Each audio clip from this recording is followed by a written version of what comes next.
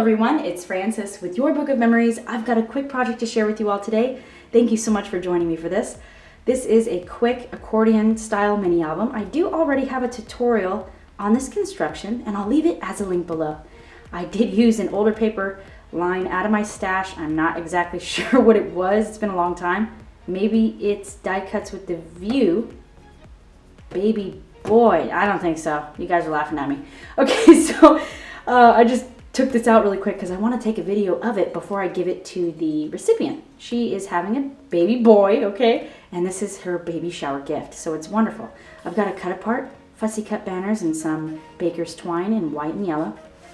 And then so you just open up simply like this, and I have it listed all the way through 1 month to 12. So I think this would be a quick, easy gift for the nursery or to the mom, and she can lay it out in there.